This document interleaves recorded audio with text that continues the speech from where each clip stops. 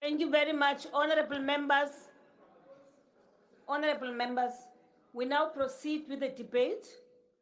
And I want to caution all members, please, if you have not been, even if you've raised your hands, if you have not been given an opportunity to speak, please wait until you are given that opportunity. And this applies to everybody, including those who are on the virtual platform. Honorable members, I do have people here who are checking how many hands we have on the virtual platform. May I now allow Mr. President to continue with his vote speech? I was on the floor. I was on the floor and I was rudely interrupted. And what followed after, I couldn't hear because we're muted on the platform. We are members. We are members of this parliament. We must also be taken into confidence on what transpired when we were muted. Honorable Malema, may I plead with you, honorable member, who is a leader of a political party, that you do not just barge in, you raise your hand and you draw my attention to you, and then we give you the opportunity to speak. Don't just shout from the virtual platform. It is incorrect. Honorable Speaker, I was on a platform. For the sake of the decorum of the House, I plead with you. I plead with you. Now, please recognize. Now I recognize you. Honorable Speaker, yes, Honorable Malema. Honorable Matumba stood up on a point of order. He was rudely interrupted, and I will ask that he be given an opportunity to present his point of order, and then you make a ruling. Because at the point when you were making a ruling, we were muted and were not able to follow the proceedings, and that's where I come from. Thank you very much, Honorable Malema. Thank you. Honorable Khatebe. Thank you, Honorable Speaker. I'm rising on Rule 92.8, which says that once the Speaker has made a ruling on a matter, it is done. I request that you did give the other member the chance to raise his point of order, and he did raise it. You made a ruling. So let us respect your ruling. If they've got an objection to your ruling, they know where they have to go to. Thank you, Honorable Khatebe. We now proceed, Honorable Member. Point of order. Yes, Honorable Mafanya. What was the ruling? Honorable Mafanya. What was the ruling on Mr. Yeah, on what? On what was the ruling? Honorable Mafanya, remove your mask and then you can speak. I'm sorry. Thank you very much. Thank you, Chair. I actually read my ruling. I actually said, Honorable Member, I'm using Rule 92, right? And I went on, I read that rule, and I went on to say there isn't a transgression here. There was a programming committee this morning which finalized the program. It was presented to all chief whips, and this matter has been standing on the agenda or program of Parliament. So today we are dealing with the budget of the president, and I've invited the president to take the floor and address the Parliament. Honorable Mafanya, will you please now that I've clarified the matter to you, please take your seat. Thank you very much. Thank you very much. Point of order, Chair. Thank you, Honorable Mafanya. Point of order, Madam Speaker. Honorable Mafanya. I want to put it on record that the president, a charge has been opened against the president. No, Honorable. Right. No, it's not a point of order. Thank you very much. Now, Honorable Mafanya. There's a case of criminality that has been opened against the president. I've asked you to desist and here today, from this unbecoming behavior. Who is to face I've the asked law you to address us. Yes, Honorable Gungubele, but I don't want to be delayed because the honorable member is not ready to take his seat. And thank you, Honorable Speaker. Yes. I thought if one were to remember what Honorable Pando said, I think it is logical. If somebody keep being irrelevant and the second one repeat the same irrelevance, we request the Speaker with precision to actually give those people the penalty they deserve. I cannot explain what is it, because that member is repeating an issue on which you have made a ruling. I think would request with your indulgence. Not Thank to you allow- very much, Honorable Order, Kungubele. Speaker. Order, Honorable Speaker. Kungubele. Honorable Kungubele. I want to follow every step to the latter, so that when I finally have to throw people out, no one will say I did not give them the opportunity to speak. Order, Now, Speaker. Honorable Yabona Matunya, you please, please, Honorable Mafanya. Honorable Mafanya, do you still have a point of order? I'm here. Do you still, if you don't, thank you very much. I now invite the president to take the floor. Madam Speaker. I'm not allowing anyone of you.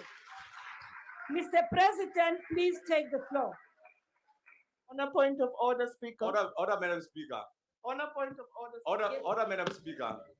On a point of order, Speaker. Honorable Ntangwini, point of Point order. of order. Point of order. Thank you very much, Speaker.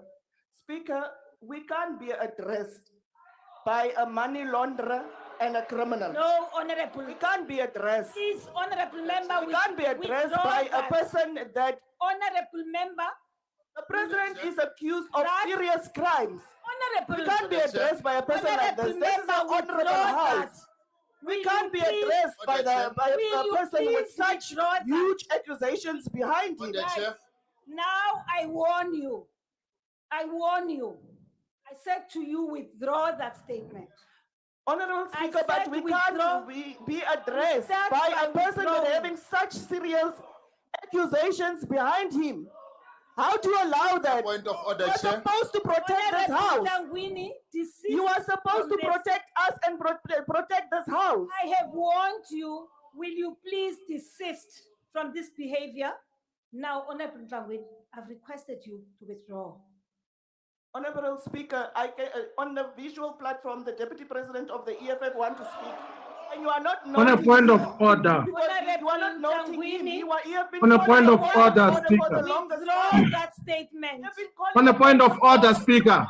Yes, point of order. Point of order is that there's not going to be any withdrawal for referring to Cyril Ramaphosa as a money launderer.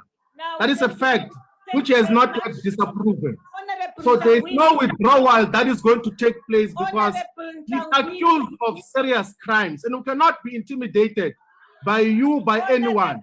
We've got a right here in Parliament to raise an issue of a president who is accused of serious crimes.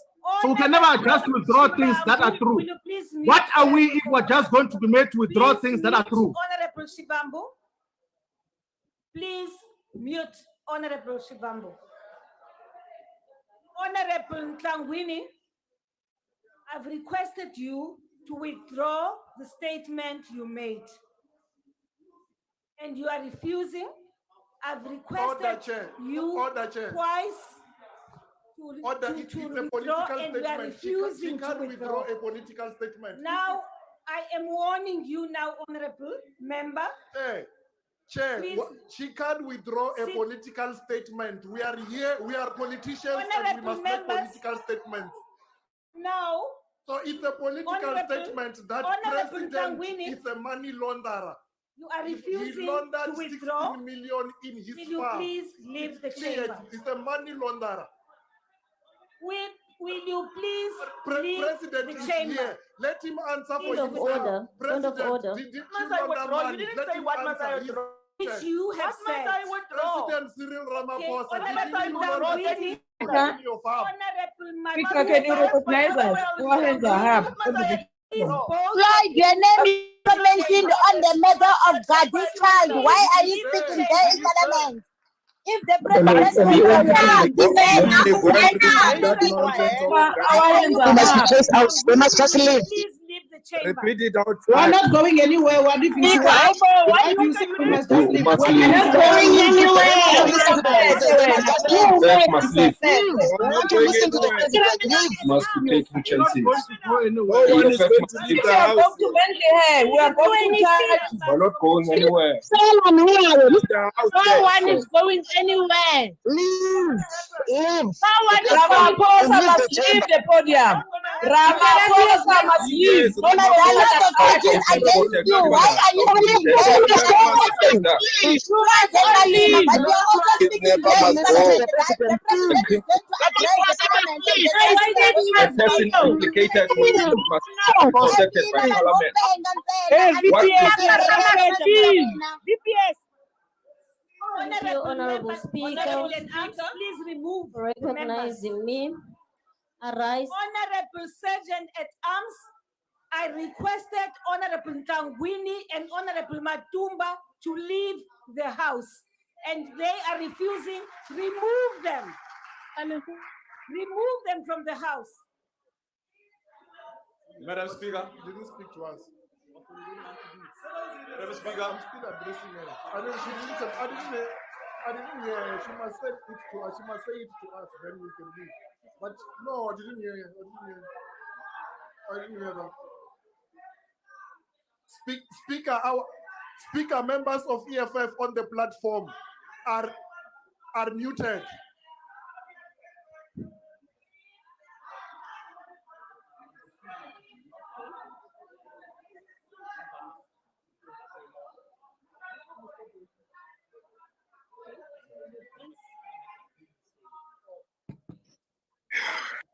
On a point of order. On a point of order, Speaker. On a point of order. We have raised our hands on the platform, Speaker. Can you be recognized, please? Speaker, on a point of order. I was not given a chance to speak. You won't be recognized, just get out. Will you please give me an opportunity to get these members out first? No, it doesn't work. Oh, it's Ramaphosa who must get out. Honorable Speaker, It's it Ramaphosa. You're Let us ejecting the leave. wrong people. The name of Floyd Kibame has been mentioned on the matter of Can't Gadis treat child. members. Why is he in parliament? Come on, Then why is he speaking? Why is it Speaker, you that can't address members as a group. You are going to have to address them one you by know one. what? Julius, And then tell them what they've done. they are making the name of You must tell Ramaphosa to leave the prison, not members of parliament. Tell Ramaphosa.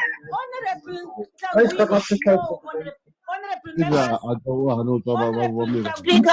Mr. Buffalo must leave the house. Mr. Buffalo. Ramaphosa must also leave the house. Speaker, on the point of you yourself must leave the house. You don't even have. You must leave the house. Come on, give us the camera. I will see you if you are like Balega now. What members of parliament Can remove me now. like Balega? Speaker, Speaker, How you many can't criminal remove charges members are as a laid group. on you? Us, yes. Speaker, you have to explain to each and every member what is Always come to okay. the house. Comply with We the can't even directives explain. of the chair. Speaker, We are like Balega now. We want the members of parliament to be beaten. Your hands are dirty like Balega. The ability of the house. We are the one whose hands are the one who are doing generated. it. What we are doing is a serious crime. Yes, Those people, you are leashing tax on members of parliament. Suspected thief cannot Tax on members of parliament. Your name is out there. They say you're involved small in the matter boys of like that child. Speaker, on the point of order. But you come here and act clean. Point of order. Speaker, can you recognize me? Speaker, can you recognize me? On a point of order. Honorable members. Speaker, the deputy president is calling Can you a point recognize of me, order. please? Speaker, Sponsors have no right to touch our members. They have no right to touch our members.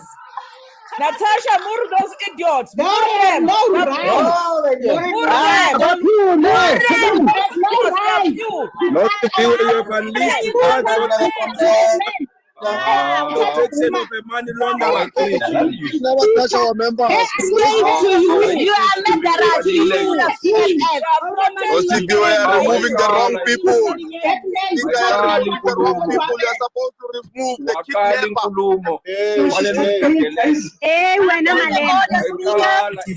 Take them out. Anybody who want to proceed with the house, remove them. You will never proceed. You will never. Acting on behalf of the point of order. Abusing white people. Honorable Speaker, On a point of order. Yes, Honorable Titiza, on a point of order. Sorry, honorable members, really the sound is not good. You can hardly hear one another. Waikala speaker in. Speaker, Speaker Waikala in. On a point of order. You made a ruling. Oh yes, that's easier to watch then. As she resisted, she actually made a statement which is unparliamentary. She said we cannot be addressed by a criminal. And Yes, yes, we can be addressed by a criminal. There is a criminal. What's the problem? Ramaphosa is a criminal. Hey, little criminal. Mostly the ANC people. Tired of your criminality. The people. They are absolutely fed up with your criminality. I did not hear that. And therefore, I will have to go back to Hansa and come here and give a ruling. Honorable Chabalala? On a point of Papa order, is a suspected criminal. Speaker, I'll also rise on that order that can we have a control over the virtual platform?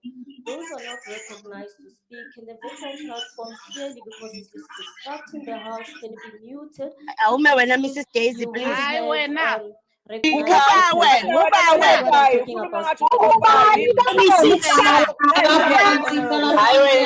Daisy,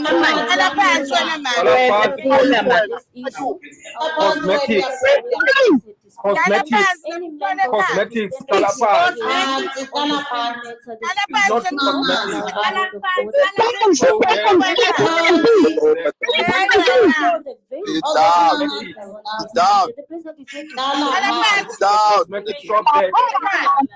This thing a point of order.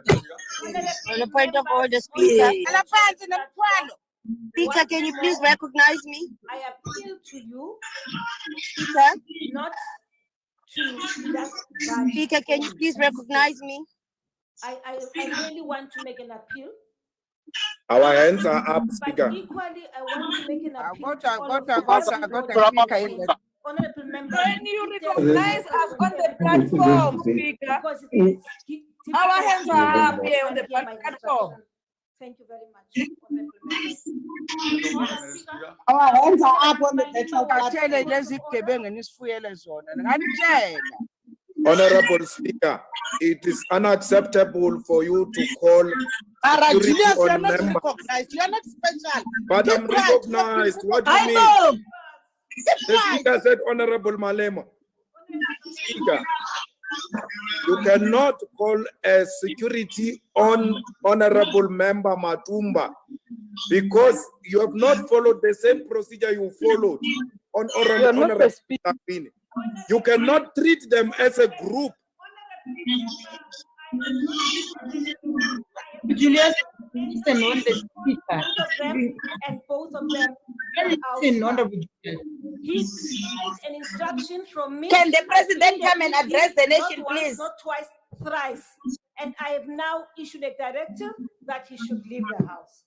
Now, honorable members, I will now mute anyone who conducts himself, herself, in a manner which is unbecoming. I will now mute your But our hands are up, Speaker. My hands is up. Remember, Mr. President, Our hands are up. Can we Speaker, you have my no hands point. up? Our hands are up. The point of order, Speaker. Can you speak? The point of order. Malema, you have raised your point and I've responded to you. On the point of order, Speaker. That's not me. I don't know why you are calling my name. I didn't say anything. My hands is up. Can you I recognize don't know why you are calling my name. I didn't say anything. Honorable member. Two comrades that we have just told to go out. Yes. Not represent themselves. Yes. We have a constituency. Yes. That we have to look after. Yes. Number two, our mandate.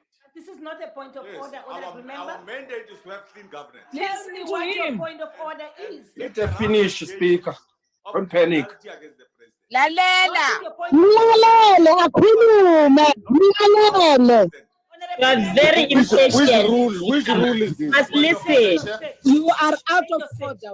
On a point of order, Go to Chair. the Roman and ask which rule is this. Thank you No, very much, Speaker. Chair. Speaker. I'm rising Speaker, on please rule recognize me. 92. Read in line with rule 66.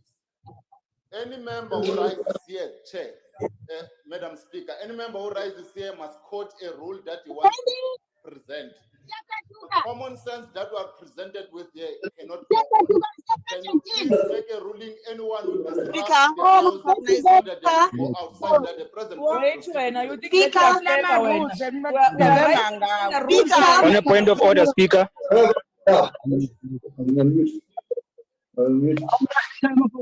Honorable Ngola. From the virtual platform. Honorable Thank you very much, Honorable Speaker.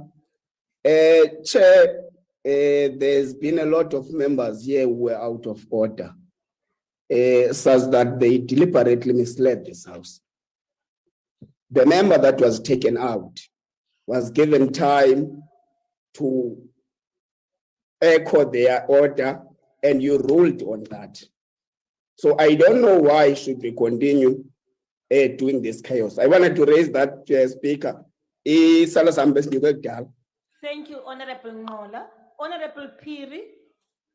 On a point of order, Speaker. But why are you recognizing ANC MPs? We've been trying to raise on a point of order. You are ignoring us, Speaker. Honorable Piri, I now recognize you. Can I be What recognized? about me? Now I'm voting recognized. Honorable Piri, I now recognize you. Thank you, Honorable Speaker. Allow me to speak in Venda, mixing with Sotho, as they are all official languages.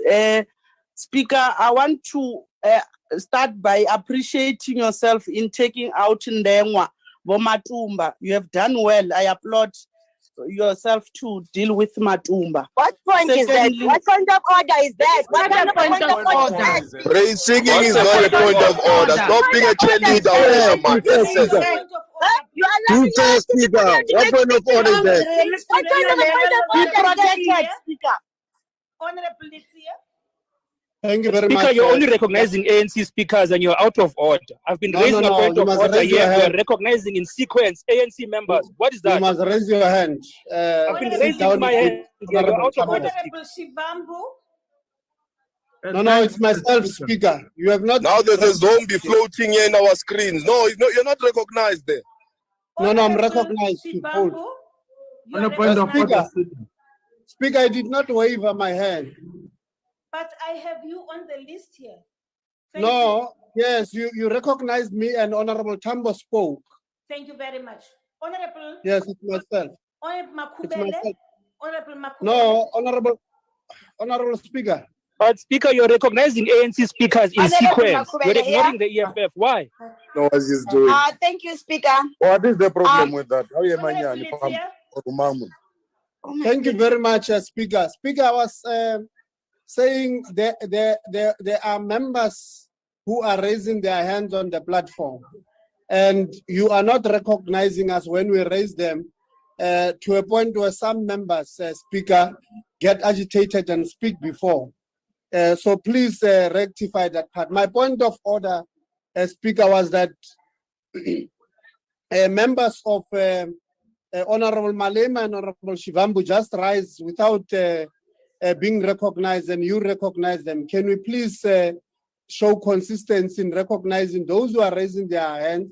That I can Chief, the you've got table, nothing to say when I'm can sit the down. table assist you when that happens so that we don't agitate members and assist these ones? But youth what is the leaders point of order? Thank you. Rising one. Honorable Letsie. Did you say, what did you say there? Shibambu. He didn't say followed anything. by Thank you very Honorable much. Makumela. No, thank you very much, Speaker. During the interventions here, there is one member here of the ANC who said that were murderers. They are mistaking us for their president who killed workers in Moroccan.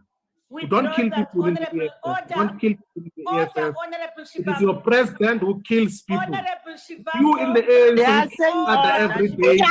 VBS. You are not killers in the EFF. I'm calling a point of order. To say that you must make the member who said that to withdraw that statement. Can you please make that person who said that to withdraw VBS height. Shibambu. And the message is very clear today that we cannot be addressed by a money launderer. We cannot be addressed by a criminal. Shibambu. We cannot be addressed by a money launderer, a kidnapper. We cannot address who by tortures VBS people. ourselves. Who are you? Who are you? Who are you? VBS Shibambu. You are refusing. We cannot be addressed by a Piri wapapa man. We are now throwing you out of the system. Will you please do But that? you can't throw me out for telling the why? truth. What is I'm it? telling the truth. Throwing me out. You throw people out in the system without Nearly just like that. Speaker, on a point of order. Will you please Speaker. make sure you remove from Honorable Speaker, on a point of Honorable order. Makumela? Thank you, No, Honorable no, Speaker. Speaker, on a point of order. Honorable Makumela? Honorable Thank you, Chibambo. Honorable Speaker. Okay. Honorable Speaker, on a point of order. There is no point of order, Honorable Malema. I'm not The allowing you issue to of speak. Honorable Shibambo was You've ruled been on by the speaking. court. I'm not allowing you, No, Honorable. the issue of Honorable Shibambo was ruled on by the court Please that we mute. can call Cyril Ramaphosa a murderer. We are not in There court. is a court ruling on that. Please, Please, Honorable Speaker, Pula Malema, Slender. Cyril and ANC, By the way, there's a court ruling on that I matter. said, will you please mute the people on the on the virtual Why? Why? What did we do? But you can't mute all of us. We want to speak here. We have raised our hands. Yes. I'm rising on a point of procedure. The chief whips in the programming committee adopted this program. The item for today, that is about the budget vote on the presidency. The constitution of this country protects all of us. Sitting here, we are 14 parties. We cannot allow, Honorable Speaker, to be held at ransom by one party. Can we be protected as the 13 parties? We didn't go anywhere to caucus that we want to disrupt the House. We are here to execute our mandate as members of the ANC, of Parliament. All of us, all 13 parties, can we be protected? The one party that doesn't want to be part of the proceedings must be thrown out. Thank you very much, Honorable Member, Deputy Chief Whip. Now, Honorable Members, may I address you? I have an order, Speaker. I'm now addressing you. Will you wait?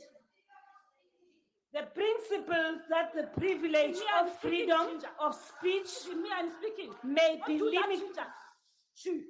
What's wrong with you? I am addressing you. I am addressing you. No, don't scream across. Honorable Member. Honorable Mafela Tafeni. Honorable Tafeni. Yes, thank you. Thank you. Thank you. Honorable Member, order. Order, Honorable Member. Honorable Zulu, please. The principle of the privilege of freedom of speech may be limited only by the rules was confirmed in the Democratic Alliance versus the Speaker of the National Assembly and others. ZACC 8, where the Constitutional Court found that the privilege of freedom of speech can never go as far as to give members a license to disrupt the proceedings of Parliament, that it may be hamstrung and incapacitated from conducting its business. Close quote. According to the court, this would detract from the very reason for the existence of Parliament. Honorable members, this which I have just read, I'm addressing what is happening right now in this chamber. And I am saying to you, will you please stop raising points of order which have no sense? Order, Yes, Chair. speak. Enkosi Speaker. Thank you. Speaker, as basi uthanda uMzantsi Afrika, singabemi boMzantsi Afrika, ndicinga bafana ba umuntu noko xa kusaphandwa ngaye akanalungelo lokuba Honorable member, sit down. Sit down. Honorable member, sit down. Honorable Papo, followed by Honorable Jangi. Sit down, Honorable member. Speaker, Yes, Honorable Papo. same member made a ruling on that matter. The same member is actually repeating what you threw those two other members out of the house for. Secondly, membership Wambo on the virtual platform opened the mic and started addressing and made unparliamentary statements on that platform. It's not an order. Correctly removed him from the platform. My plea is that defiance of the ruling you have made empowers you to remove any member on the virtual platform and in the house, because you can't have a situation where a ruling of a speaker is defied in the house, is defied on a virtual platform. Actually, it's even easier on the virtual platform to remove defiant members there. I'm appealing to the table and yourself to monitor that space. Remove any member who defies the ruling you have made, that the only matter we're addressing today is the vote on the of the presidency. Please, Speaker. Thank you very much, Honorable Papo. Honorable Yankee, followed by Honorable Squatcher.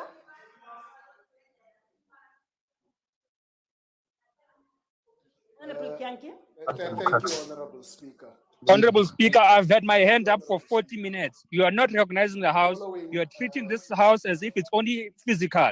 You said virtual is part of the House. Table, will Why you are we now please being make muted like sure this? that you mute everybody and Point of order. sensitize me about people. Please. But how are we going to speak when you... But a point of order, you're excluding a majority of the House which is on the virtual platform. How do you do that? Honorable Papo, I want to draw your attention, Honorable Speaker. Our hands are up. Both Rule 92 and 70, because as we have started here, quite a number of rules have been broken. You have read to the House Rule 92.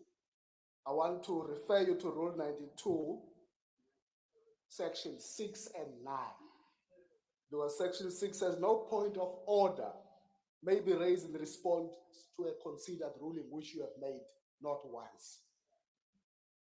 And 9 says members may not disrupt proceedings by raising points of orders that do not comply with.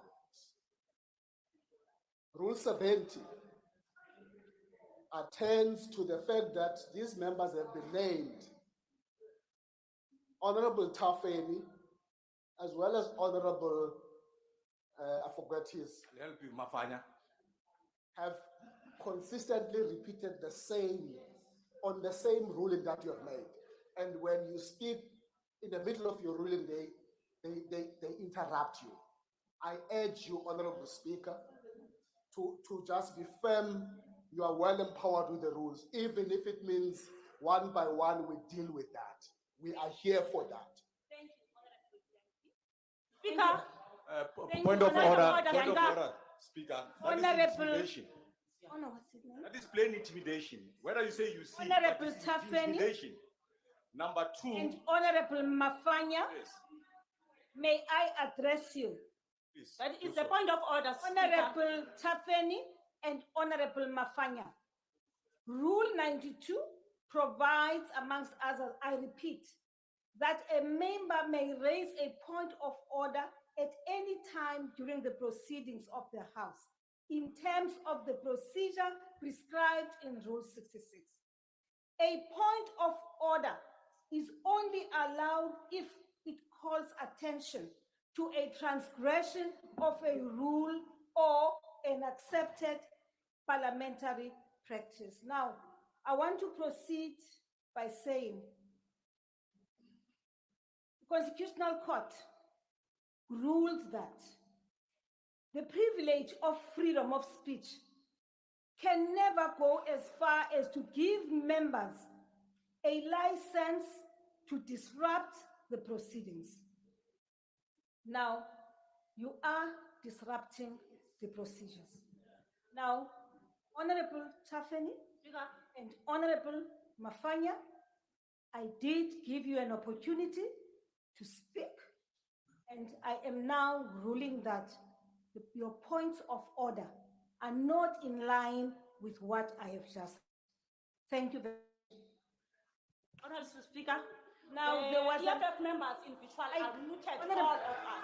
So, those Honorable member, Honorable Honorable Tafeni, Honorable Tafeni, I warn you. Speaker, you are I warn you, Honorable Tafeni. Sergeant at Arms, will you please proceed to help assist? Unmute those members that are not assist Honorable Tafeni. Point of order, Chair. Honorable.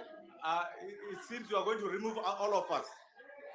And I want to put this thing on record.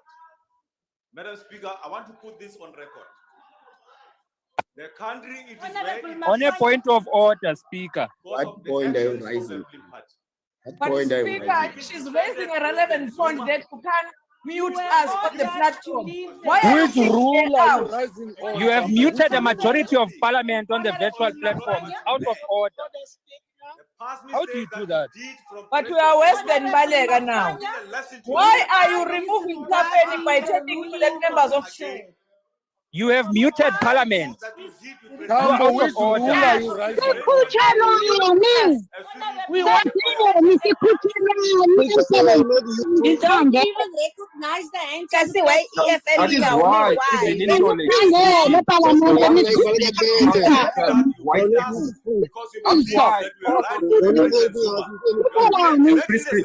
you want to speak amongst on yourselves. A point of order, Speaker. We are on the virtual platform. You are not about you. Now I read to you. It's about South Africans.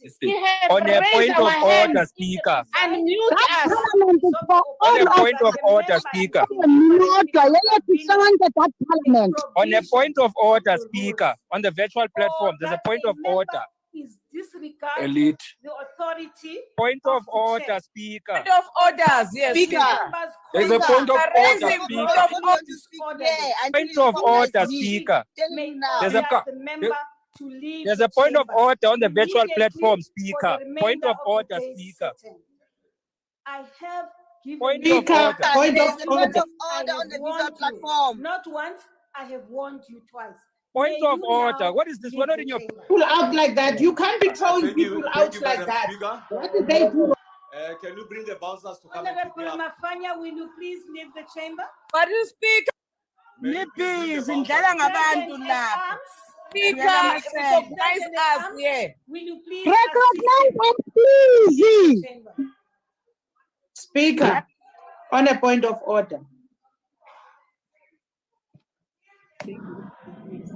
Cancelled from the house. Which rule? Speaker. Order. You must not Rule 69. Rule 69. Speaker. That is not a house. Speaker. You must not go, my fire is not this house. It's not a house. Speaker. Commander in chief. Speaker. That speaker is not helpful.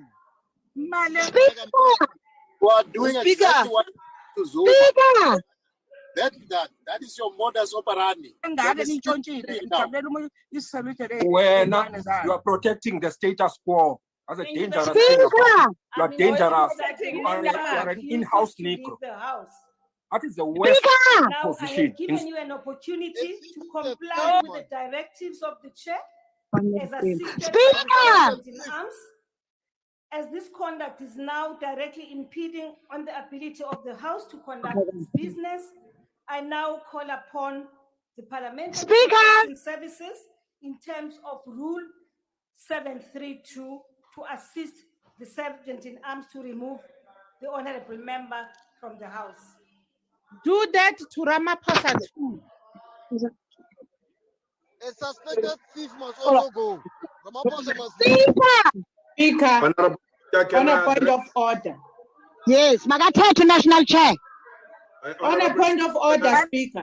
Can I address you, Speaker?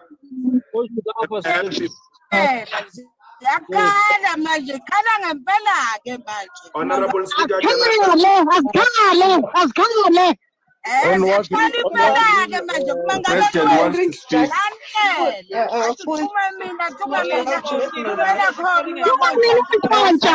Because of the cake. Speaker, can I make you aware? On what rule, Honorable Malema? Rule 92. Rule 69. Rule 69. Thank you, honorable members. Honorable You can't even read. Honorable member, order. Honorable Order. Rule. Honorable Speaker, Honorable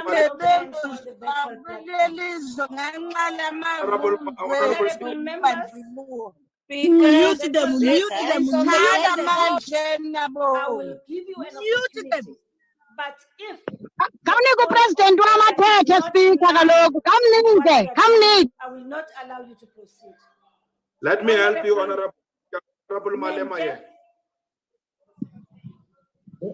Yes, Honorable Speaker. Honorable Speaker.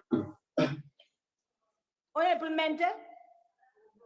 Yes, the president needs to speak. Speaker, please give it to him. Can I help you, Honorable Mkalipi. Honorable Speaker, can I say something, please? Honorable Mkalipi. But give the president the platform. We know the I protocol. have a list Which of rule? hands before me. No, leave the list. No, give the president. Not speak before the president. On a point of But order. you are speaking to the members of the EFF who are telling you that instead of Mente speaking, allow Honorable Julius Malema to speak. This is not the house of EFF. This is not how you do things, Speaker. You said give it to the president. Honorable Can't be Speaker, calling me. Give it to the let president. me, Honorable Speaker, Honorable Malema here. Honorable And my hand is also up, Honorable Speaker. Yes, I'm here. Malema. My hand is How up, can people Honorable speak Speaker. if you mute Yes, them, Honorable Speaker, thank you very much. I want to take this opportunity, Speaker, to announce that we are not going to be listening to a money launderer, a murderer of Marikana, and the way you have conducted yourself. Honorable Malema, will you withdraw that? Withdraw what We are you walking just said. out of this parliament. We will not Good, listen to a good. money launderer. That's Go good. into the parliament. Repeating what you have done with Zuma. Go on. You will have yourself to blame for presenting criminal. It's a money launderer. It's a torturer. It's a murderer. He keeps mud on somebody under the mattress. We are not going to let Honorable Papo. Amba Julius, I'll call you privately. Honorable Speaker. I'm not Julius. President. Finish speaking. Why do you look at Papo? Why you organize the bench, Malima? Go. Stomach. President of PSS is not finished speaking. Honorable members, Why do you do I that? just indicate to all of you that I am not taking any more hands. Don't No be a point of dictator. order. We are I've been patient enough. That's against the rules. You can't just Don't be a dictator here by protecting the tax to the money laundering members. It's important for me to say this here and now that the president is here to present his vote of budget. What president? The one that is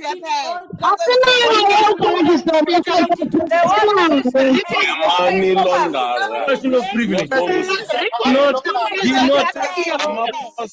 Yes, President. In fact, if I'm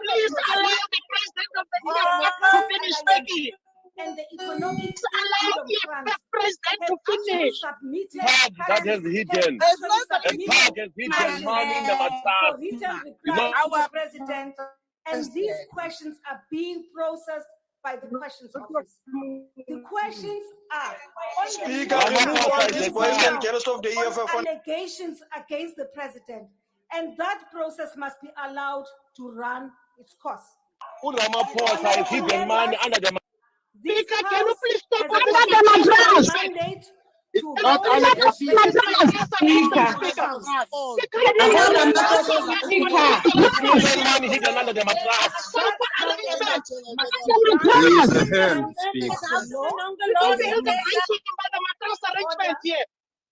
Ramaphosa will not speak Point here. of I will not. Western Balega when I'm a Point of order.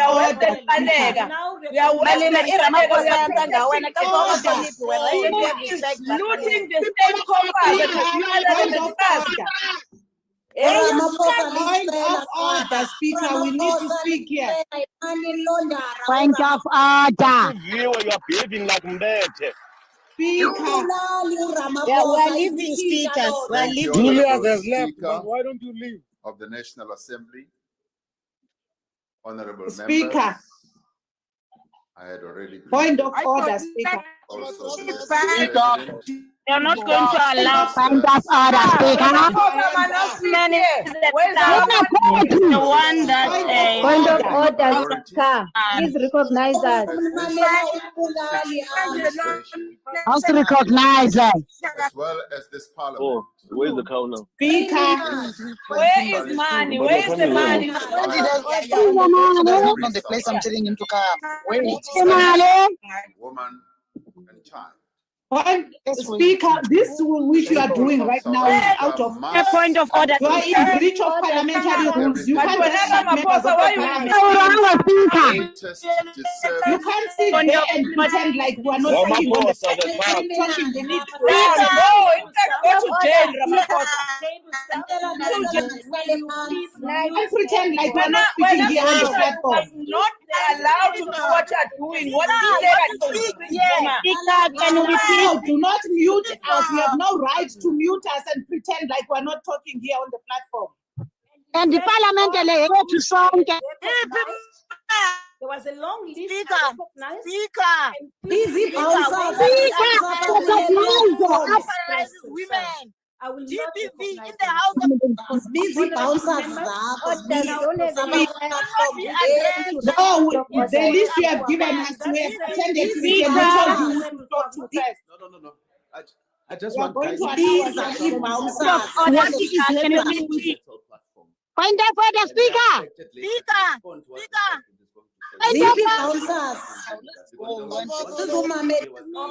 On a point of order,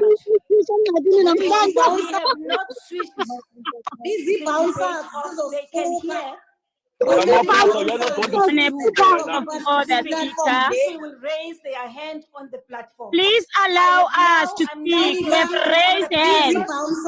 Listen to the president. Finish his speech. Leave. Ramaphosa open parliament. Speaker, my hand is up. This is not Palafala. Yes,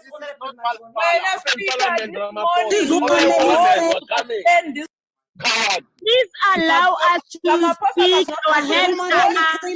The head of Speaker, the head of Speaker, can we please speak? Honorable Tambo is Please, more than 40 million. And you are not the majority of people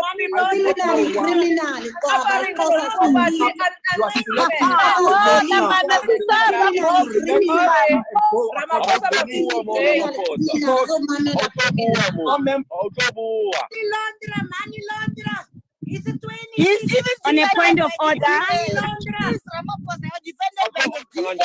The parliament is Ramaphosa is not speaking here. Criminal is Let's also do Ramaphosa. busy Asiba noma kwenzekani. platform. Busy bouncers. Busy bouncers. Ramaphosa- It was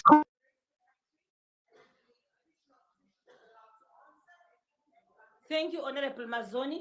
Honorable members, table staff, I have directed you to mute all the people who are on the platform. Only allow them to raise their hands, only, but not to speak when they are not recognized. Now, that does not affect the people who are in the chamber. The people who are in the chamber, there is no way we've muted you. It is not true, but I have pleaded with you as honorable members, as leaders of society, that you now allow for the president to present his budget vote. And if you feel very strongly about raising issues with him, you will have an opportunity this afternoon to raise those issues when you debate his speech. That's what I'm saying.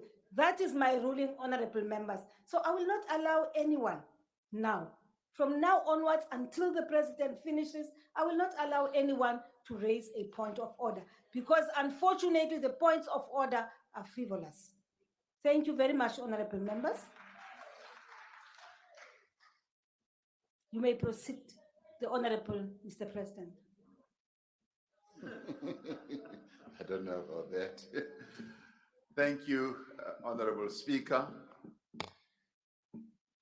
As I was saying, the people of our country must come first in everything that we do. And the greatest disservice we can do to our people at this difficult time in the life of our nation is to become distracted from the task that is at hand. The challenges that we face as a country are many. We are still in the grip of a devastating pandemic that has caused over 100,000 reported deaths in our country. Poverty, unemployment, and underdevelopment continues to cast a heavy cloud, and these are preventing millions of our people from leading lives of dignity and better lives. In recent times, we are having to deal with another problem, which is the rising cost of living. Cost of fuel has gone up. Food, utilities like water and electricity has made it increasingly difficult for the majority of our people to get by and to pay their bills, and also to feed their children and families.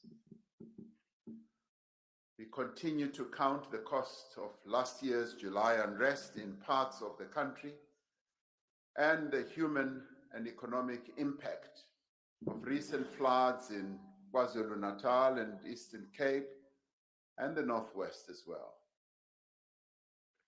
These are the issues that we are seized with as government, because they are the bread and butter issues that have always mattered the most to our people.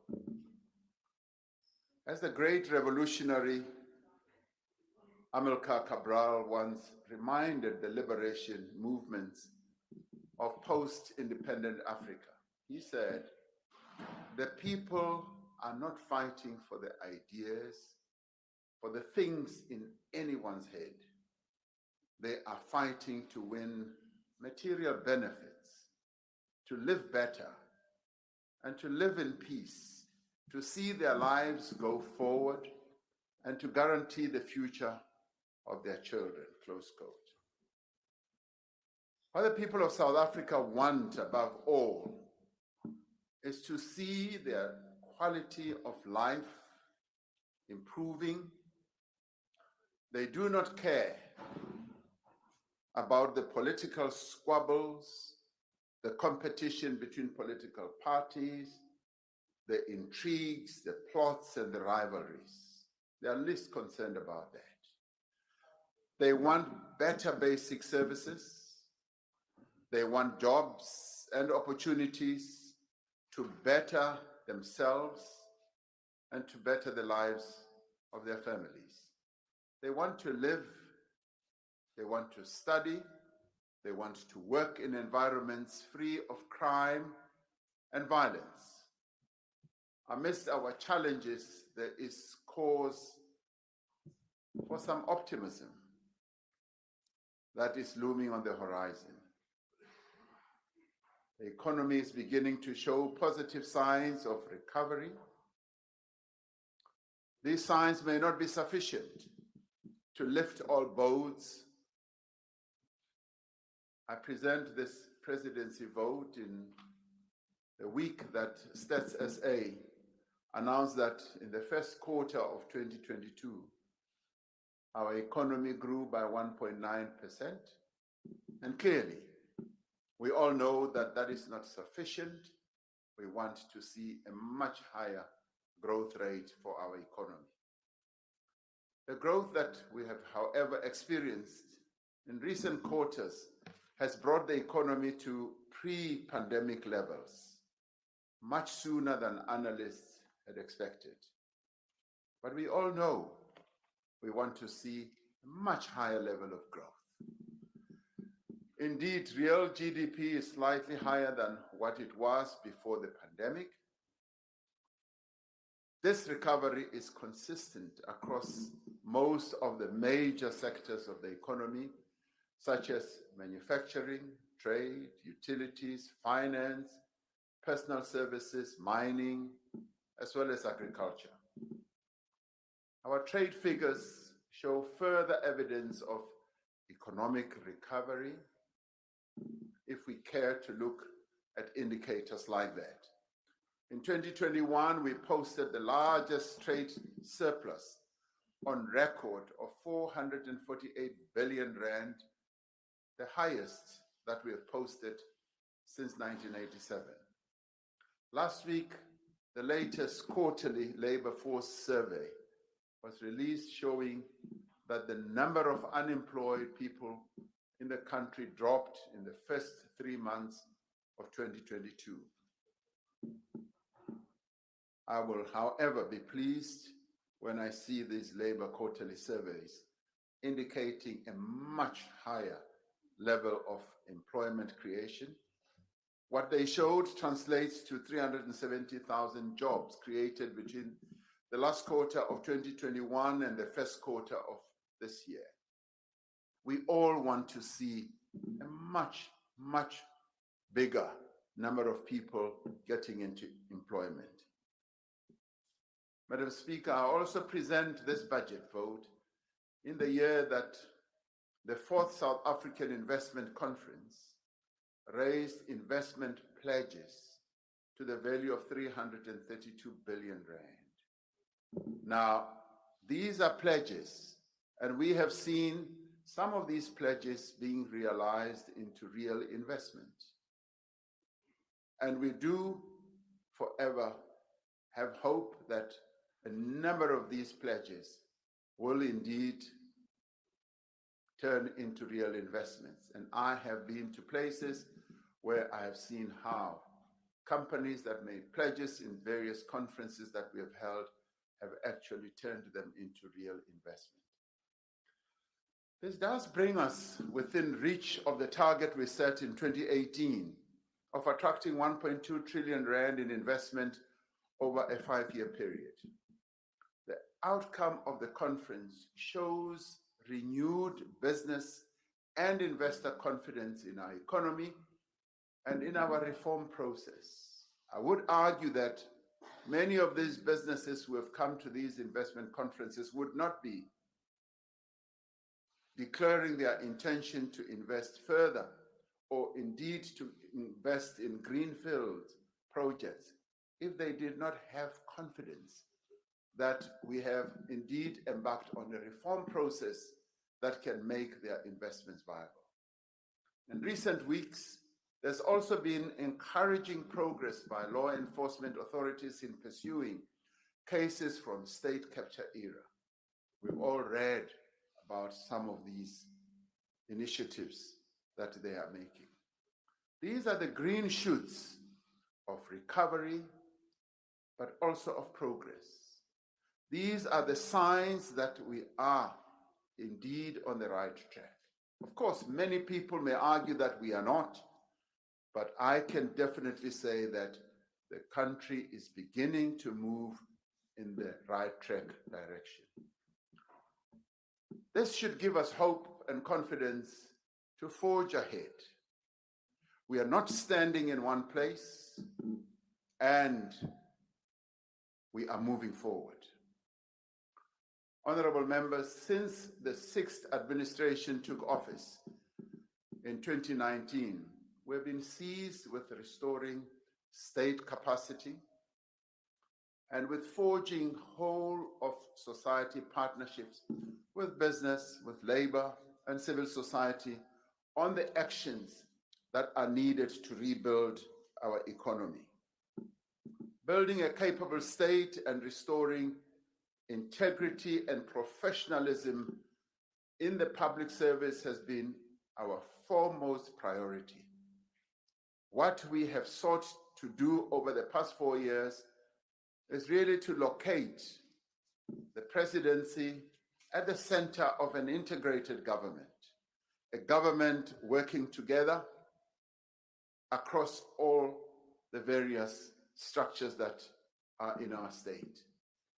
From this center, we've been leading the drive to reconstruct the nation's economy in a manner that is inclusive, a manner that leaves no one behind.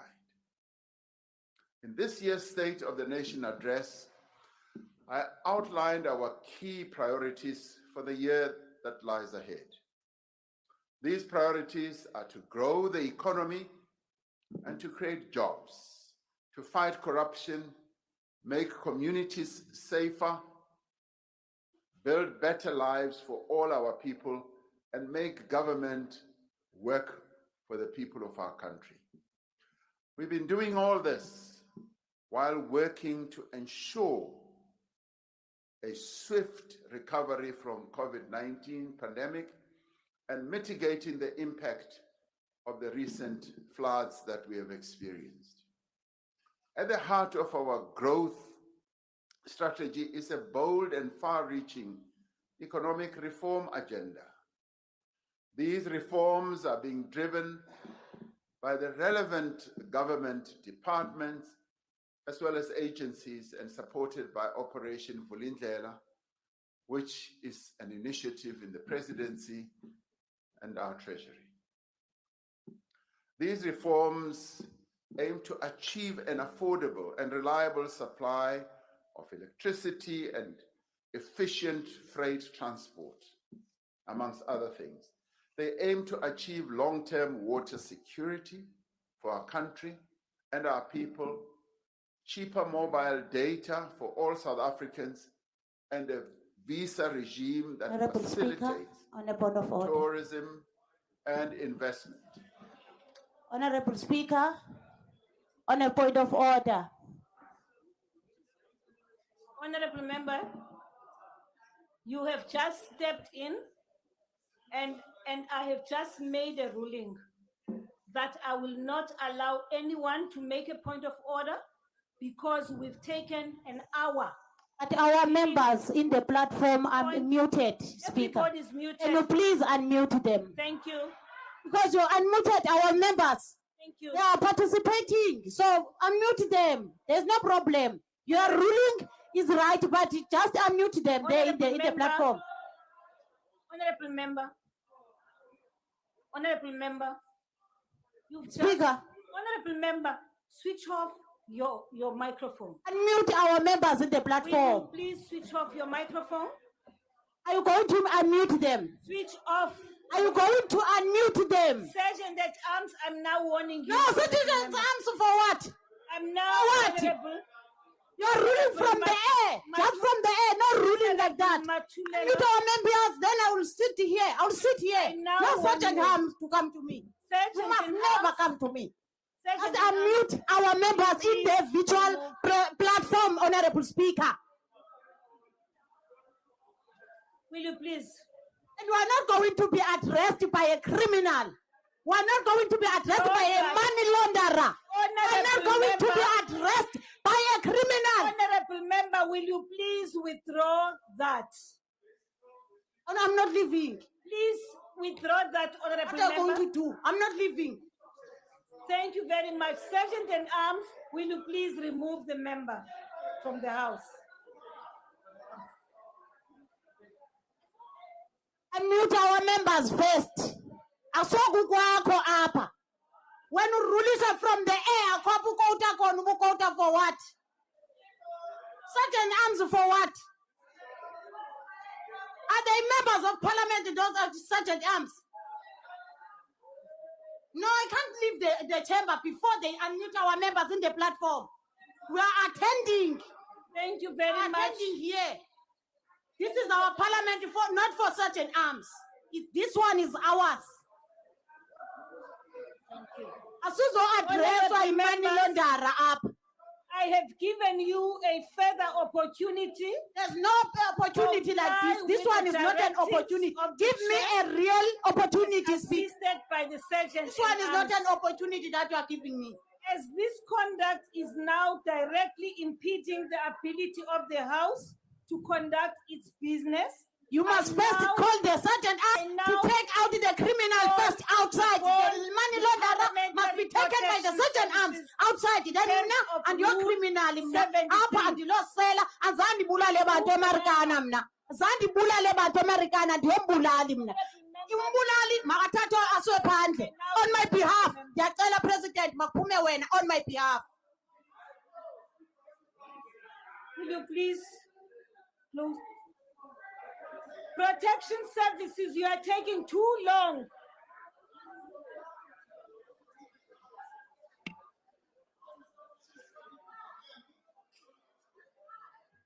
Please remove the member from the House. I have read the rule under which she is being removed. Sorry, for what? I excuse you for what?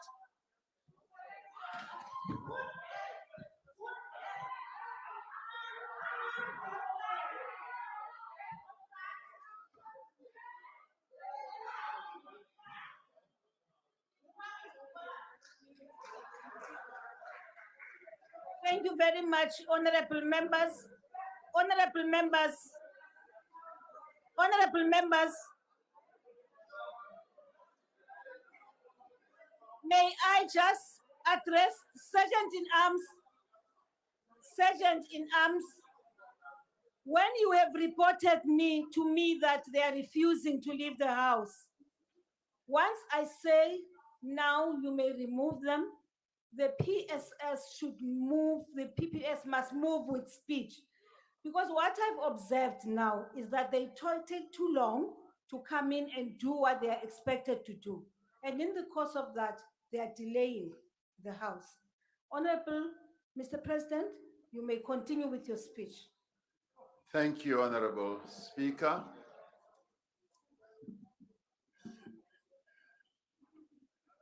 Now, these reforms aimed on a long-term basis to ensure that there's water security in our country, there's cheaper mobile data for all South Africans, and that our visa regime, which has been raised repeatedly by various people, business and otherwise, facilitates tourism as well as investment. We are firmly on track to implement the reforms that we outlined in the State of the Nation address, and reforms that have been highlighted and even requested by a number of stakeholders in our economy, reforms that are necessary to inject growth in our economy. In March, the long-awaited spectrum auction was completed, to expand access to the internet and to reduce the cost of data for the first time in more than a decade. This was a difficult and complex process, and we are grateful for all those who have been involved who made this possible. It took us a decade when it should have taken us much shorter. In April, bid window 6 of the Renewable Energy Procurement Program was opened for 2,600 megawatts of solar and wind power. The first 3 risk mitigation projects have signed their power purchase agreements. These projects represent some of the largest hybrid solar and battery storage projects in the world, and they are happening here in South Africa. The Electricity Regulation Amendment Bill that provides for the establishment of a separate transmission company and a competitive market for electricity has been published for comment, and we are now working to table the final version in Parliament in the coming months. We initiated this believing that it will enhance the better generation of electricity and the transmission thereof, and we will see much better electricity availability in our country. In April, Transnet made 16 slots on its network available to private rail operators as a first step towards ensuring third-party access to some of the country's freight lines. This will enable greater efficiency and support our export industries. And this, in the end, is going to be the private sector and the public sector working together and making sure that we do have a competitive transport line system. The Department of Water and Sanitation is hard at work to clear the backlog of water use license applications by June of 2022. To date, it has finalized 897 applications and will clear the remaining 546 applications by the end of this month.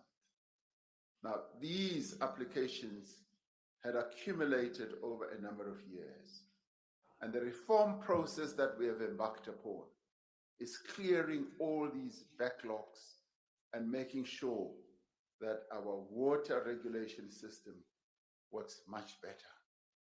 And through this, we will be able to unlock levers of the economy to enable growth to follow. We are on the cusp of a fundamental transformation in the electricity sector, which is undergoing the most significant reform process in our country's history.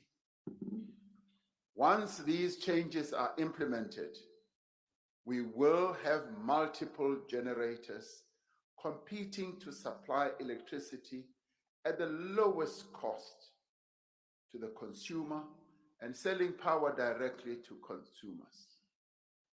We will unleash new public and private sector investment in generation at a massive scale. In the short term, however, we are seized with the need to get as much new generation capacity onto the grid as possible, but also as quickly as possible. The current electricity shortfall is estimated at up to 6,000 megawatts. We will soon be introducing extra measures to bring new capacity online. We will work to close the electricity gap in 6 ways. Firstly, we will improve the performance of existing power stations and ensure that additional units at Medupi, Kusile come online according to schedule. Secondly, we'll ensure that projects from existing procurement including bed window 5, are able to reach, close, and connect to the grid as quickly as possible. Thirdly, we will accelerate private sector investment in generation under 100 megawatts. Fourthly, we will enable ESCOM to purchase surplus power from existing power producers without too many regulations that stop this from happening. Fifthly, we will support municipalities to procure power independently without much regulation standing in their way. And sixthly, we will encourage households and businesses to invest in small-scale solar power installations themselves to feed energy that they are not using to the grid as well. Now, Honorable Speaker, work is already underway in each of these areas.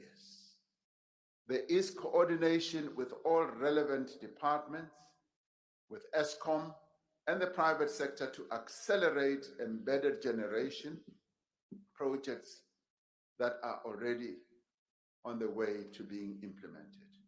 We have already simplified the registration process by removing the requirement of a power purchase agreement for registration. We've also shortened the time frames for environmental authorization and increased ESCOM's capacity to process grid connection applications. And all these impediments were standing in the way of enabling those who want to generate energy to move ahead with their projects. Now, the reform process has taken out all those impediments, and we are now going to move forward with greater speed and greater determination. The first 2 embedded generation projects under 100 megawatts were successfully registered 2 weeks ago, and a further 16 projects were registered by the regulator this very week. A total of 68 projects are now in development, and a combined capacity of over 5,000 megawatts that will begin to connect to the grid over the next few months is also what we look forward to.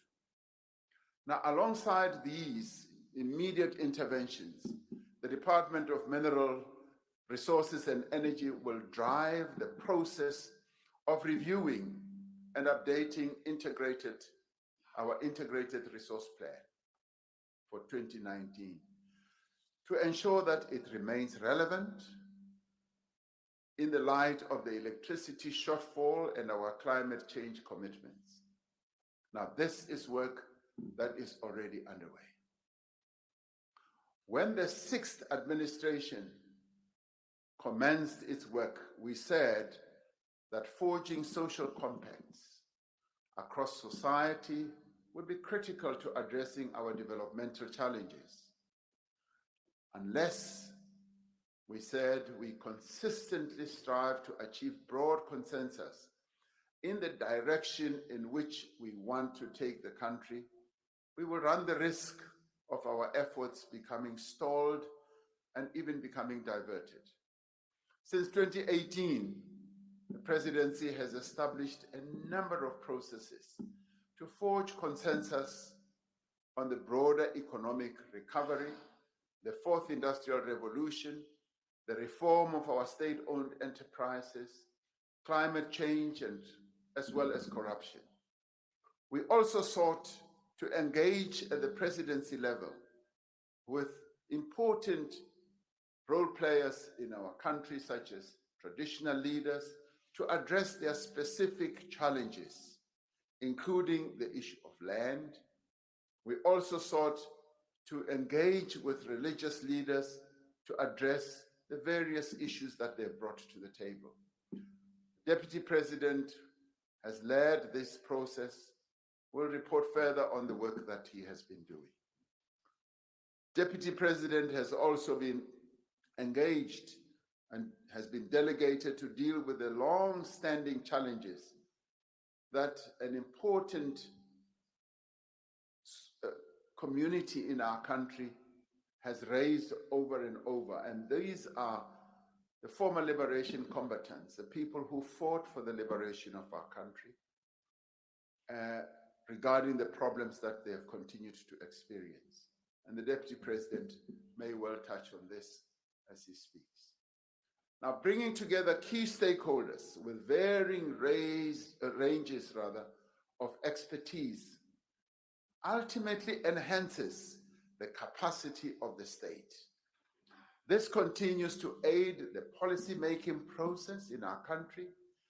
It ensures that all of society is involved in our country's development. It ensures that those who are able to make a contribution also feel part of the process of building our nation. An example of how this is being done effectively is through the Presidential Climate Change Commission, which is currently finalizing a just transition framework that will guide our transition to a low-carbon, inclusive, climate-resilient economy as well as society. Now we've brought a whole range of key role players who are making a contribution on our climate change ambitions. In tandem, the Presidential Climate Finance Task Team that I established earlier this year is working at an expert level on the agreement that will take forward the Just Energy Transition Partnership, which was concluded between South Africa and governments of France, Germany, the United States, and the United Kingdom, as well as the European Union last year.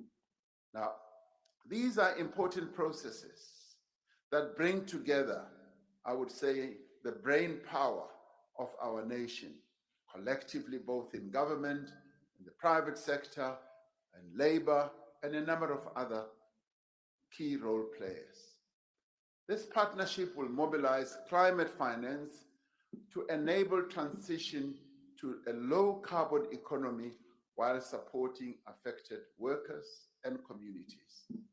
And the work that they are doing will finally be brought to Parliament so that we, as the important key lawmakers, will be able to examine precisely what they have been working on. Our focus will be on supporting a just transition in the electricity and automotive sectors, as well as the development of our green hydrogen sector, which in many ways is beckoning. It's calling us to embrace it and to get involved in a much more proactive manner. The work of the Presidential SOE Council is also far advanced.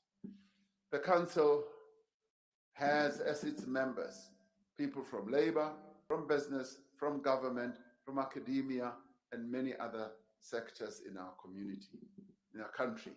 The Council has developed criteria to determine which SOEs should be considered strategic and which are critical for the future development of our country. It has also assessed 17 SOEs and will complete the remaining assessments by July of this year. The broader context of the reform process is to improve the overall business operating environment and to improve our country's competitiveness as an investment destination. To this end, we have finalized the Bounce Back Loan Scheme, which gives additional funding to businesses to grow the economy and also to create jobs. In March, the employee tax incentive was expanded to make it easier for employers to hire more young people. You may recall that this initiative has been hugely successful in creating jobs for young people, for first-time work seekers. And many companies are now expected to participate in this in larger numbers, as it has proven to be a very efficient scheme indeed. As part of our drive to create a new generation of Black industrialists, to create jobs and to transform the economy, Last year, government approved 2.5 billion in new support to about 180 Black industrialists in the form of loans as well as grants. Over the next 3 years, a further 21 billion rand has been committed to support Black industrialists, an additional 25 billion to support Black, women, youth, and worker-owned enterprises. Policy certainty in the mining sector has been bolstered by the publication of the long-awaited mining exploration strategy. Now, the Infrastructure Office continues with its work of oversight and coordination over a number of catalytic infrastructure projects and is seeking to ensure that bankable projects come to life and that we speed up the process of ensuring that infrastructure projects do actually get implemented. And these include the bridge rural building process in the rural areas. This also includes rural roads.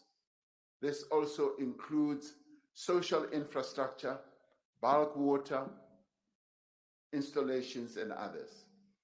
To address onerous bureaucracy that often impedes businesses from growing, the red tape reduction team that I spoke about during SONA is working with other departments in government to identify priority interventions as well as to remove obstacles to growth.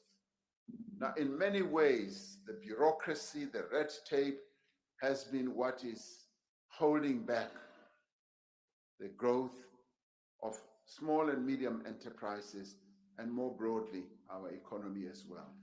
Now, these initiatives take a collaborative and supportive approach because ultimately it is the departments and not the presidency that implement policy. Now, we are seeing more and more collaborative work in various government departments. The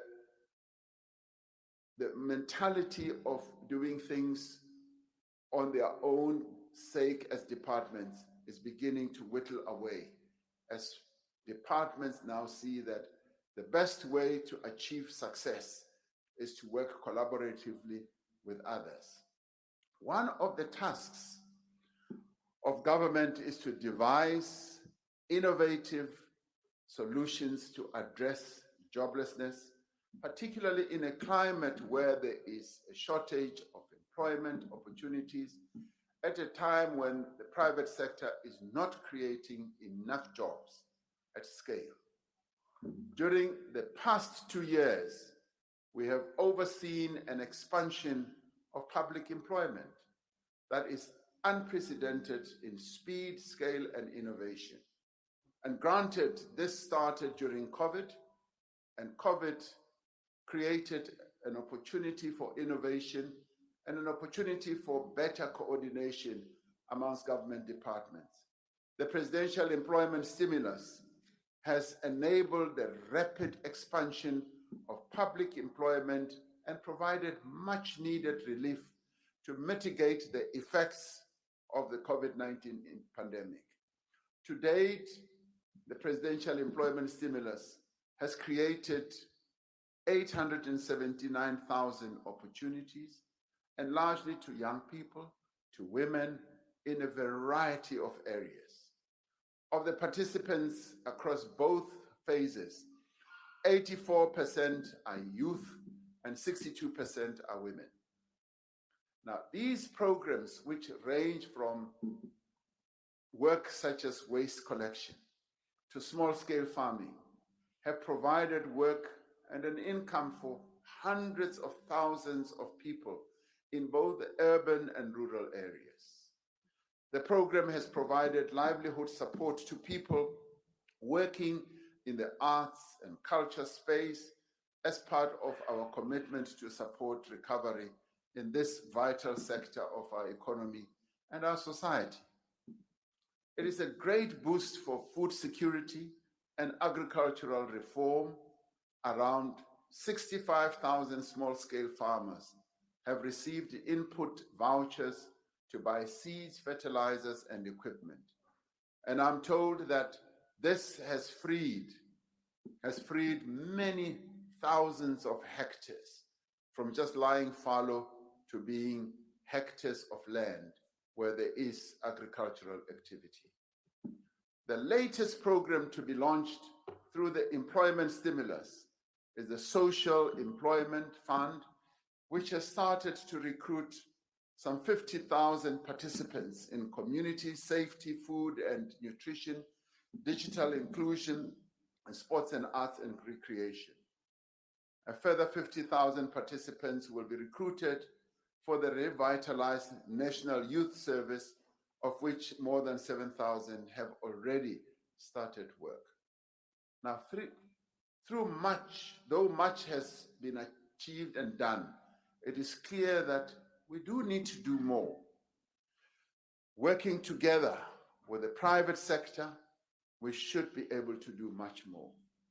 With a special COVID-19 social relief of distress grant extended until the end of March of 2023, as government, we continue to explore what sustainable social protection measures can be implemented to support society's most vulnerable people.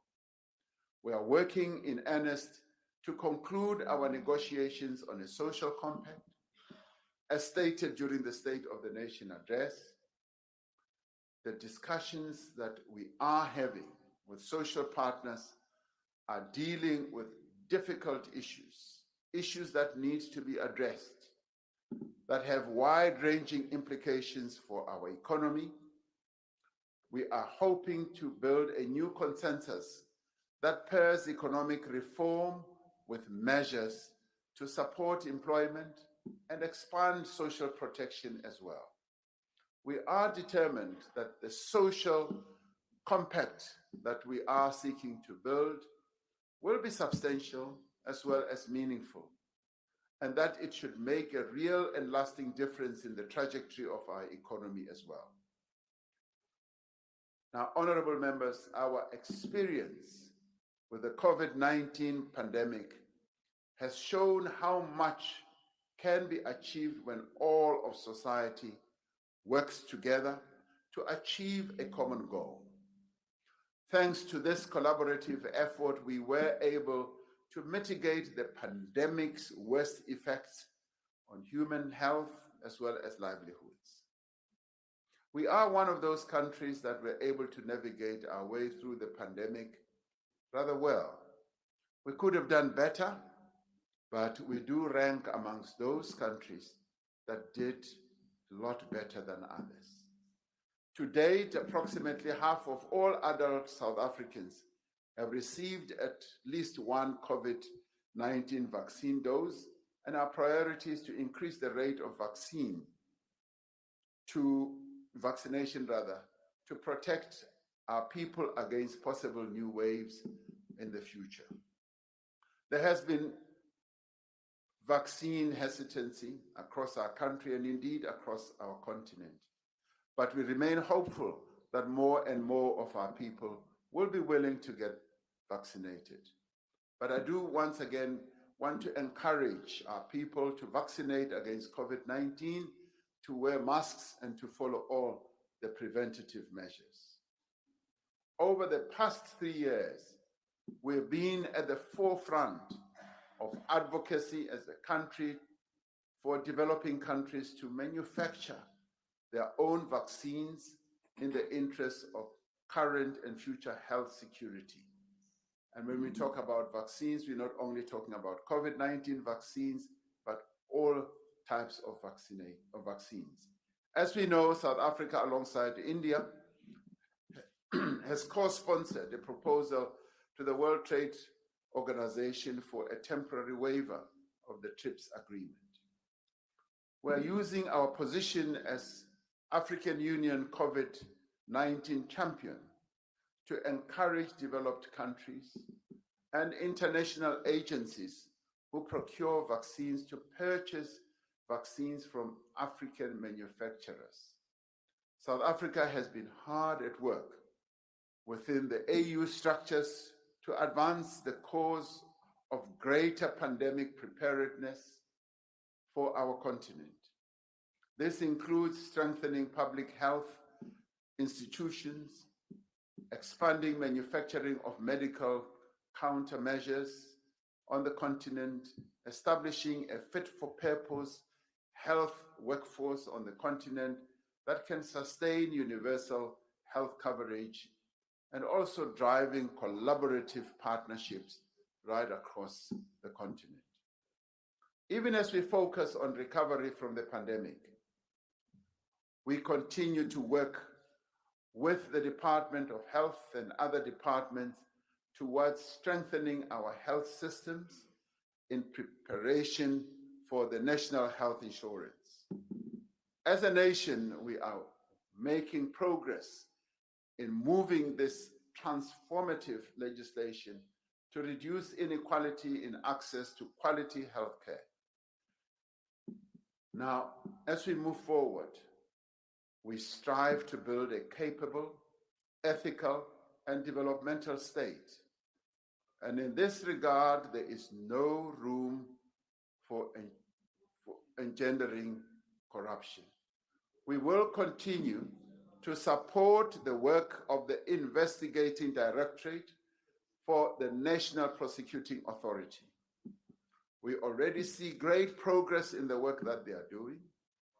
The Special Investigating Unit and its Special Tribunal, the Fusion Center, and all state entities involved in the fight against corruption is gaining traction. The SIU is achieving great success in its applications to the SIU Tribunal for the cancellation of contracts and the return of funds. We will be ensuring that the recommendations contained in all SIU reports are specifically and systematically processed and sent to the respective entities to which findings have been made, and urging that they are acted upon and that stolen funds from the state and taxpayers are recovered.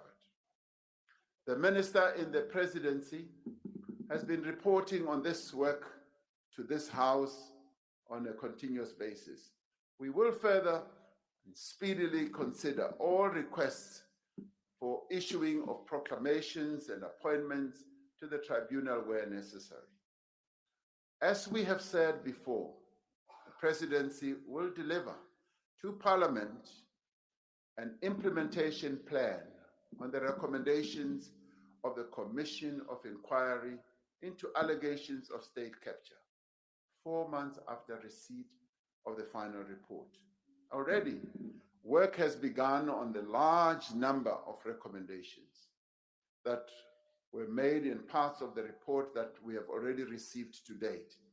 We will only have the full measure of the work required when we receive the final report from the Chief Justice. Taking these recommendations forward requires the highest political will and commitment from all of us, the members of this House included. It also requires great courage from all of us. In recent days, we've seen those who stand to lose the most from the fight against corruption resorting to dirty tricks and intimidation in a bid to get us back down. Now, the serious threat leveled at the Director General in the presidency is deplorable and is indicative of the tricks that they want to use to discourage us from proceeding with the work that has to be done. And we condemn this. Now, it is a sign of the lengths to which these who have been responsible for state capture are prepared to go, to even threaten a woman in the way that she has been threatened. But we will not be deterred by threats of any kind whatsoever. She remains courageous and resolute to continue doing her work. And we wish her well as she carries on with her work. They will have to pay for their actions. We will restore the values, yes, of integrity and credibility to our government. We will take back our country from criminals. At the same time, we're giving equal attention to safety and security in our communities as well. I want to commend the leader of the United Democratic Movement, General Bantu Holomisa, for initiating the recent meeting between the presidency and political parties represented in Parliament to discuss safety and security issues in the country. Honorable Steenhuisen, who was traveling somewhere in Africa, in Somaliland, was also able to join this meeting virtually. It was a proactive engagement in which we were able to discuss the challenges and possible solutions with leaders of political parties that are represented here.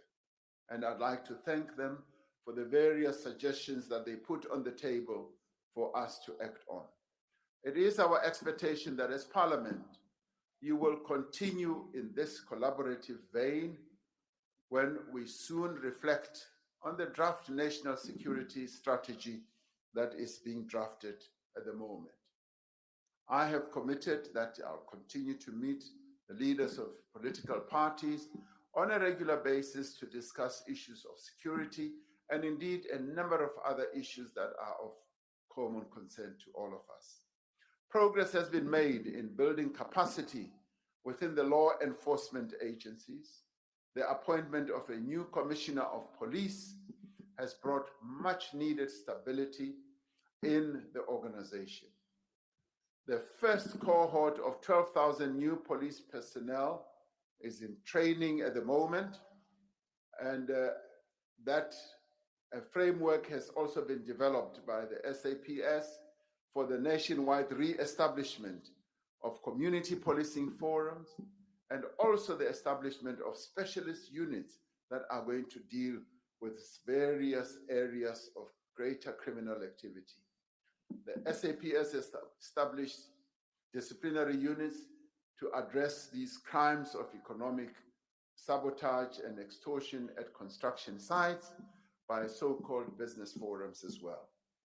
Partnerships between the government and the private sector to address organized crime are beginning to bear fruit. For example, the collaboration between Transnet and the Minerals Council around illegal mining and copper theft has seen an improvement in the security situation at a number of sites. A stronger, better capacitated South African police service is key to combating crimes of violence against women and children that continue to be a real scourge in our country. In January this year, I signed into law 3 bills, as we know, that will strengthen the fight against gender-based violence and afford greater protection for the survivors. Their implementation is scheduled for the 31st of July 2022, once the amended regulations are tabled in Parliament. The presidency continues to receive regular reports from the Department of Women, Youth, and Persons with Disabilities, as well as other departments, on the progress that is being made in implementing the National Strategic Plan to end gender-based violence and femicide. Putting stringent laws in place and enhancing the capacity of the police and prosecutorial services to investigate and prosecute these crimes is not enough, and we need all of society's involvement in preventing gender-based violence. If we all, as communities, act together we will be able to overcome gender-based violence. Community-based organizations are agents of change and play an important role in the efforts to eradicate GBV and other social ills as well. This includes the development and implementation of programs around gender-based violence and femicide, substance abuse, teenage pregnancies, mental health, and also the LGBTQI+ advocacy and other issues. We will soon be convening a social sector summit together with the Department of Social Development and NEDLEC to look at a number of ways of harnessing the important work of the social sector to propel our nation's development. Through the Presidential Working Group on Disability, we will also continue to advance interventions that are needed to promote the inclusion of persons living with disabilities across all sectors. The approval by Cabinet of the Constitutional 8th Amendment Bill for public comment takes us one step further to making the sign language South Africa's 12th official language. Now, this is a historic development that will give effect to our Constitution's promise of equality and human dignity for all South Africans.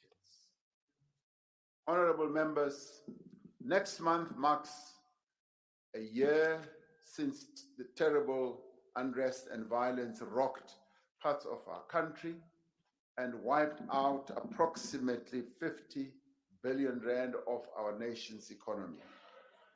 As a presidency, we are working with the respective departments to coordinate the implementation of the recommendations of the expert panel chaired by Professor Sandy Africa. A new Director General was appointed to the State's Security Agency earlier this year, and a number of critical vacancies have been filled and are in the process of being filled in the SSA, Criminal Intelligence, and also the SAPS. 4,000 members have been earmarked to build capacity in the public order policing unit once they have undergone basic training and for the financial year 2022 and 2023.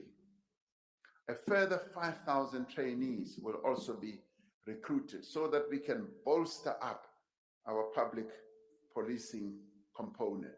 The National Security Council is receiving periodic reports from the relevant law enforcement agencies on progress with regard to implementation of the recommendations that were made by the expert panel.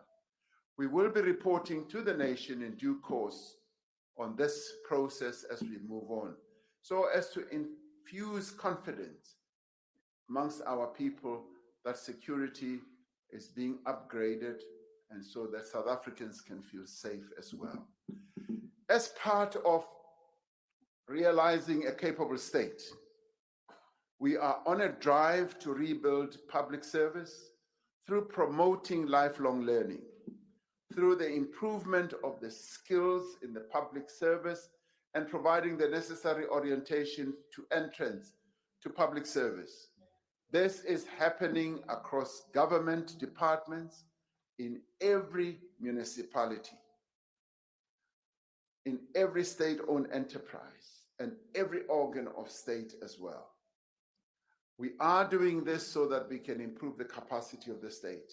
We are working to ensure that the Batupili revitalization strategy is fully implemented.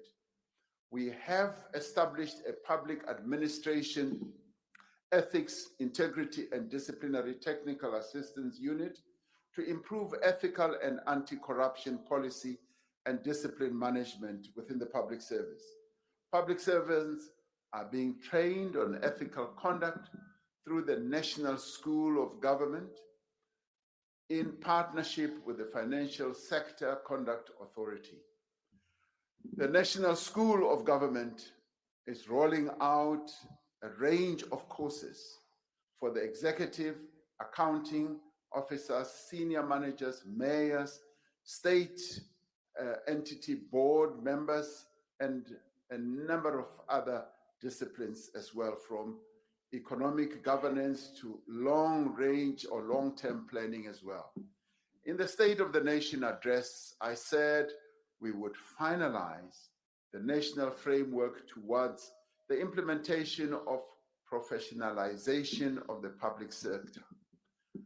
The revised framework proposes fundamental reforms and changes, including a stronger emphasis on merit-based recruitment and appointments, integrity testing before any individual joins the public sector, revising the tenure of heads of departments, and curriculum development for ongoing learning of public servants. Now, this is a fundamental change to the approach that we have to professionalizing the public service. We expect this framework to be fully implemented across departments and state entities within the next year. An intrinsic part of government working for the people is making local government more responsive and more efficient. We began implementing the district development model in 2019 to better coordinate and integrate the planning and budgeting of government programs on a district-based level.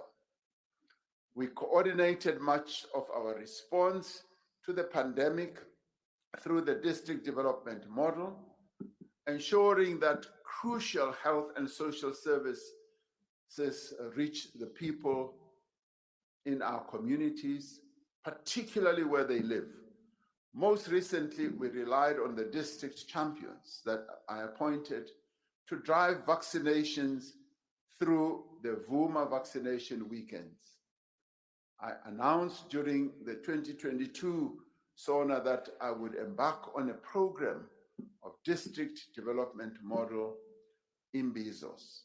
Now, these engagements afford communities the opportunity to raise their most pressing concerns and provides an opportunity for government to give direct updates on service delivery and to hear the complaints and the cries of our people at first hand.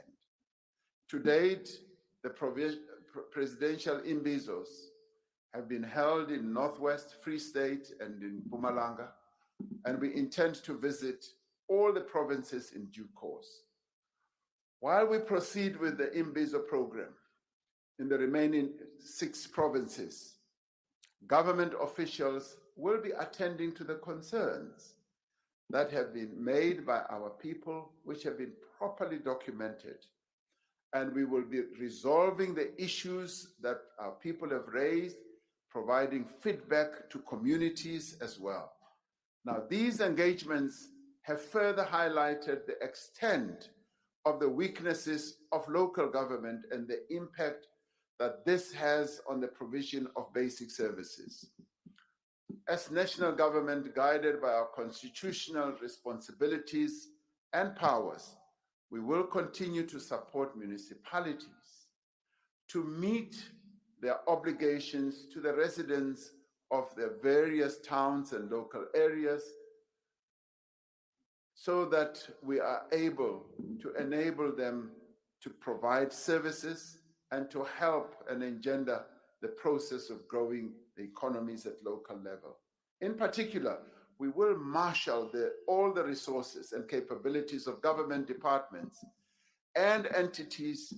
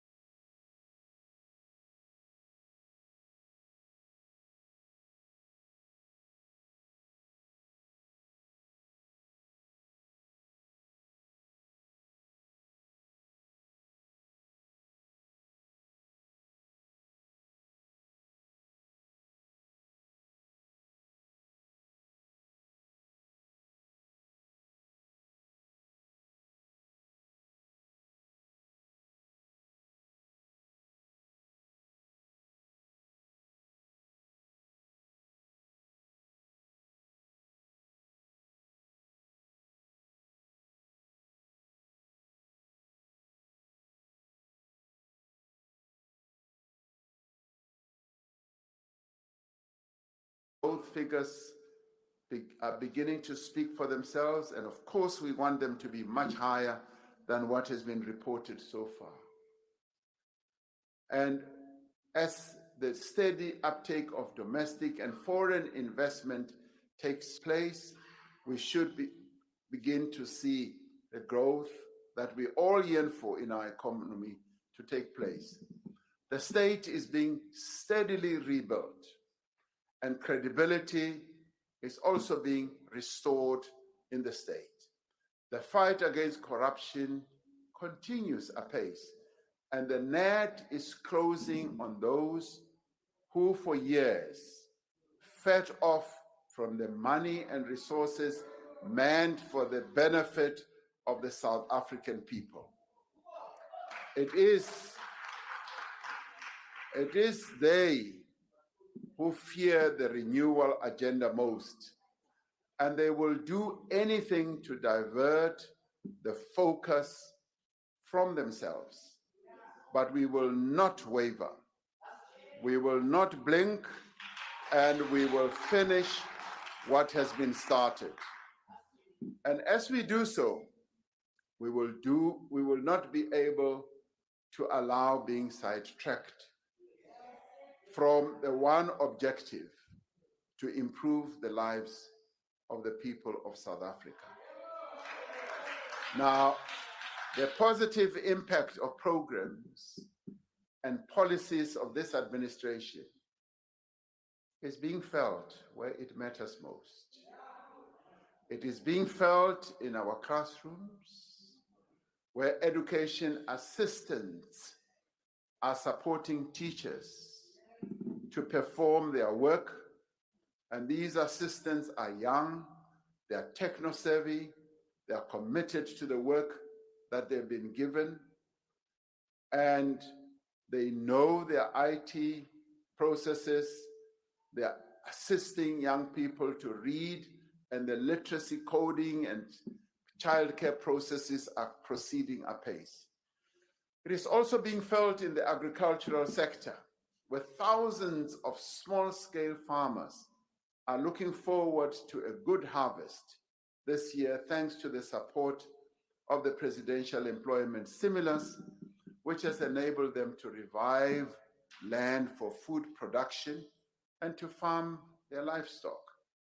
The positive impact is also being felt and will continue being felt in our cities, in our towns and villages, where participants in the Presidential Employment Stimulus are greening public spaces, collecting and recycling waste, clearing alien invasive vegetation, and conducting environmental education programs.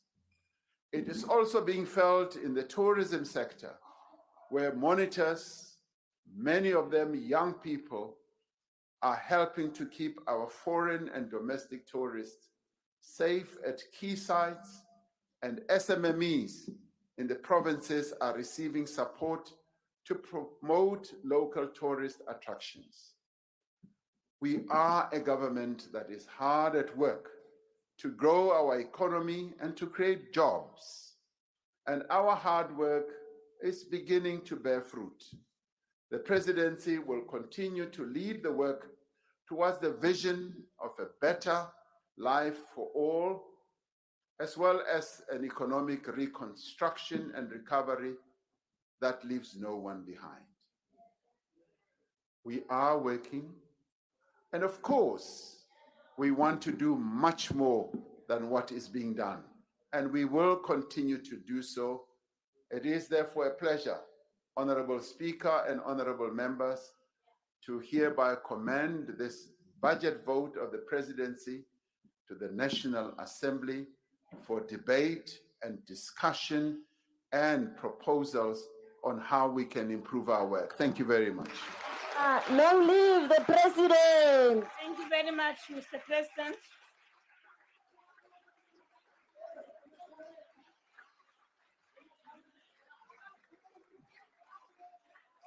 Order.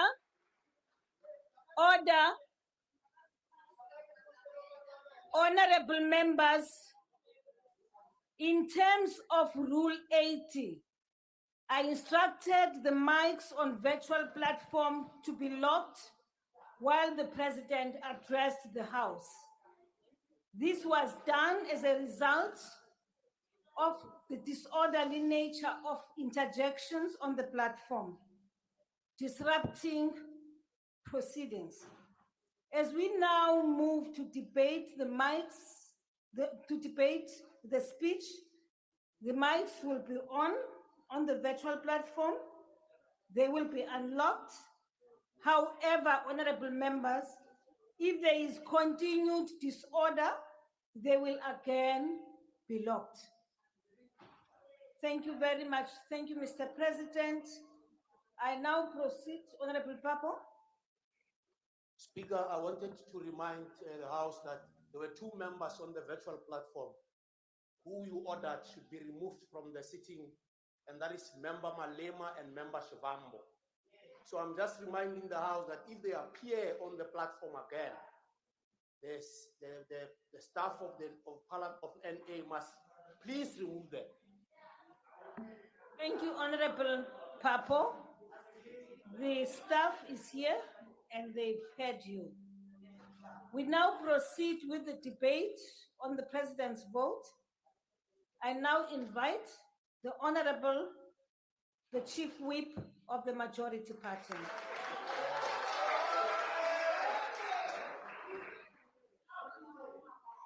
Somlomo, mandithathe elithuba ndibulele kuwe nomonde othe waba nawo ngelixesha besijongane nenhlombe yemfene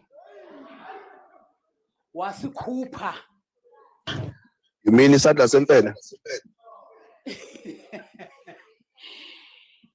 Mongameli obekekileyo, sekela mongameli, amalungu alendlu yowisono qingqo mthetho. Ndithatha lemva kwemini ndinibulisa nani mathandazwe aphaya ekhaya, kwaye kuyafuneka into yoba abachulubekileyo bamane becela uxolo kuni ngale mbudede nidla ngoyibona apha. Ayisithi sonke bayabonakala bangaqeqeshekanga. Kadinyani sanifuni. Honorable Primrose. Honorable Primrose. I'm warning you, you will not repeat that.